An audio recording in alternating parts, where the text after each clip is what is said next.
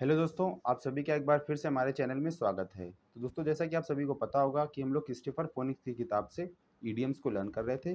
तो आगे हम लोग उसी में ईडियम को लर्न करने वाले हैं, जिसमें हम लोग 5 ईडियम्स की बात करेंगे। और गाइस, आपको पता होगा कि हम लोग ईडियम को उसके ओरिजिन से लर्न करते थे, यानी कि वो ईडियम बना कैसे, उसके पीछे की कहानी क्या थी। तो उन सभी पॉइंट्स के बारे में बात करेंगे और आपको वीडियो के लास्ट में होते-होते कहीं न कहीं आप सभी को ईडियम्स के जितने भी मीनिंग्स हैं वो याद हो जाएँगे। तो गाइज़, हमारा फर्स्ट इडियम दे रखा है एट डैगर्स ड्रॉन, जिसका मतलब होता है पारस्परिक शत्रुता या फिर कह सकते हैं गहरी दुश्मनी। तो उसे इंग्लिश में बोलते हैं वेरी अनफ्रेंडली या फिर हॉस्टाइल। तो चलिए बात कर लेते हैं ये इडियम बना कैसे। तो यहाँ पर जैसा कि वर्ड दे रखा है डैगर्स। तो दोस्तों, डैगर्स का मतलब होता है एक पॉइंटेड वेपन, यानी कि जो धारदार या फिर जो नुकीला वेपन होता है उसे बोलते हैं डैगर्स। अगर आपने पहले तलवार देखी होगी, तो तलवार का जो छोटा रूप होता है उसे हम लोग बोलते हैं डैगर्स, यानी कि खंजर। और ड्रोन का मतलब आप लोग जानते होंगे खींचना या फिर निकालना। तो गाइज, पास्ट टाइम में देखा होगा आपने लोगों के पास अपनी कमर में या फिर वो कहीं ना कहीं अपने वस्त्र के अंदर खंजर छुपा कर रखते थे। जब कभी भी उनकी कहीं पहले लड़ाई हुई होती थी या फिर उनकी पहले से कहीं पर दुश्मनी चल रही होती थी, तो वो लोग अपनी प्रोटेक्शन के लिए एक डैगर्स को अपने अंदर रखते थे। तो वहीं से ईडियम बना था एट डैगर्स ड्रॉन, यानी कि खंजर को निकालना। तो गाइज, वो लोग खंजर को तभी बाहर निकालते थे जब उनको कहीं पर असुरक्षा फील होती थी या फिर कहीं ना कहीं उनको जब अपनी प्रोटेक्शन करनी होती थी, तो उस खंजर को बाहर निकालते थे। तो वहीं से हमारा ईडियम बना था कि डैगर्स ड्रॉन का मतलब होता है वो खंजर इसीलिए रखते थे क्योंकि उनकी पहले कहीं न कहीं पर दुश्मनी थी और कह सकते हैं कि उनकी बहुत ज़्यादा गहरी दुश्मनी चल रही थी। तो वहीं से ईडियम बना था। तो आई होप आपको लर्न हो गया होगा। एट डैगर्स ड्रॉन का मतलब होता है वेरी हॉस्टाइल, यानी कि बहुत ज़्यादा गहरी दुश्मनी, उसे बोलते हैं एट डैगर्स ड्रॉन ईडियम की लैंग्वेज में। चलिए moving on to the next idiom, जो कि दे रखा है एट वंस विट्स एंड, जिसका मतलब होता है घबरा जाना या फिर होश खो बैठना, यानी कि इंग्लिश में उसे बोल सकते हैं to be so worried, confused और एनॉयड, यानी कि गुस्सा हो जाना, घबरा जाना, कंफ्यूज्ड हो जाना, उसे हम लोग ईडियम की लैंग्वेज बोलते हैं एट वंस विट्स एंड। तो यहाँ पर इस ईडियम का ओरिजिन तो फिक्स नहीं है, लेकिन इसके वर्ड से हम लोग इसे याद कर सकते हैं। जैसा कि यहाँ पर दे रखा है विट। विट्स का मतलब होता है किसी की बुद्धिमानी या फिर कह सकते हैं किसी की बुद्धिमत्ता जो होती है उसे बोलते हैं विट्स। और इंड का मतलब होता है समाप्त हो जाना। और एट वंस मतलब किसी की। तो किसी की बुद्धिमत्ता का समाप्त हो जाना या फिर कह सकते हैं किसी की बुद्धि जो है वो खत्म हो जाना।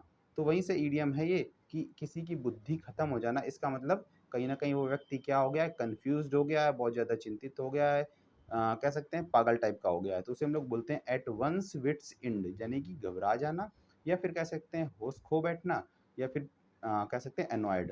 तो चलिए नेक्स्ट इडियम की बात करते हैं, जो कि दे रखा है अल्मा मीटर। अल्मा मैटर का मतलब होता है कह सकते हैं मातृ संस्था, यानी कि जहाँ पर हमने अपनी प्रारंभिक शिक्षा पाई है उसे बोलते हैं alma mater. The school, college और university that somebody went to study, यानी कि वह एक एक ऐसा कॉलेज या फिर एक ऐसी यूनिवर्सिटी जहाँ पर उसने अपनी प्रारंभिक शिक्षा प्राप्त करी है, उसे हम लोग बोलते हैं अल्मा मैटर। अल्मा मैटर का मतलब क्या होता है, वह स्थान जहाँ पर हमने अपनी शिक्षा ग्रहण करी है उसे बोलते हैं ईडियम की लैंग्वेज में अल्मा मैटर। तो गाइज, ये दोनों वर्ड, अल्मा मैटर का मतलब होता है नर्सिंग मदर, यानी कि जो पोषण देने वाली माँ होती है गाइज उसे बोलते हैं अल्मा मैटर। ये दोनों गाइज शायद ये लैटिन के वर्ड हैं, लैटिन भाषा के वर्ड हैं।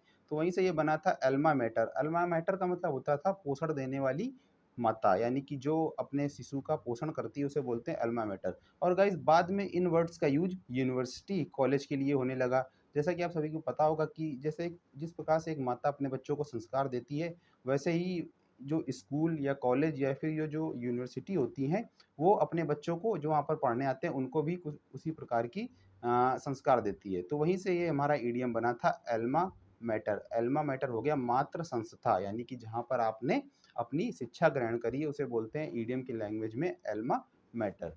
चलिए नेक्स्ट ईडियम की बात कर लेते हैं, जो कि दे रखा है अ बार्किंग डॉग सेल्डम बाइट्स। आपने कई बार सुन रखा होगा जो कुत्ते भौंकते हैं, यानी आपने इसे थोड़ा सा अलग लैंग्वेज में सुना होगा कि जो बादल गरजते हैं वो बरसते नहीं हैं। तो वहीं से ये ईडियम बना था कि अ बार्किंग डॉग सेल्डम बाइट्स, यानी जो कुत्ते भौंकते हैं वो कभी काटते नहीं हैं। तो वहीं से ईडियम बना था जो गरजते हैं वो बरसते नहीं हैं। तो a person who readily threatens other people does not often take action, यानी कि जो व्यक्ति दूसरों को हमेशा बहुत ज़्यादा गुर्राते हैं लेकिन वो कहीं न कहीं उस एक्शन को नहीं करते हैं, बस अकेले मुँह से बड़बड़ाते रहते हैं और उस काम को पूरा नहीं करते हैं। तो वहीं से हमारा ईडियम बना था, तो आई होप आपको इसको लर्न कराने की ज़रूरत नहीं है और इसका कोई ओरिजिन भी नहीं है। बार्किंग डॉग मतलब भौंकने वाला कुत्ता, सेल्डम बाइट मतलब कभी काटता नहीं, यानी कि जो गरजता है वो कभी बरसता नहीं, यानी कि जो काम करने के लिए वो बड़बड़ाता रहता है, उस काम को वो कभी करता नहीं है। ये हमारे ईडियम का मीनिंग था यहाँ पर।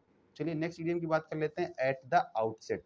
तो गाइज़ इस ईडियम का भी कोई ओरिजिन नहीं मिला है। आप लोग इसे ईडियम का जो जैसा कि यहाँ पर एक वर्ड दे रखा है आउटसेट, आउटसेट का मतलब होता है आरंभ से और एट द आउटसेट मतलब आप लोग समझ गए होंगे कि आरंभ से। वहीं पर इसका मीनिंग भी सेम है ये कि एट द बिगिनिंग, यानी कि आरंभ में, और at the outset at the beginning, दोनों का ये जो मीनिंग है वो सेम है।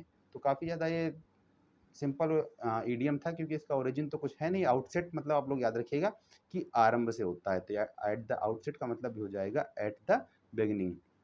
तो गाइज़ ये वीडियो काफ़ी समय के बाद मैंने रिकॉर्ड किया, तो थोड़ा-सा आप लोग माफ़ करिएगा अगर बोलने में कोई दिक्कत हो रही होगी। काफ़ी ज़्यादा ये वीडियो 2-3-4 महीने के बाद आ रहा है। तो आई होप आपको वीडियो पसंद आ गया होगा। तो वीडियो अगर पसंद आए तो प्लीज़ दोस्तों के साथ शेयर कर दीजिएगा। चलिए दोस्तों, जय हिंद, जय भारत।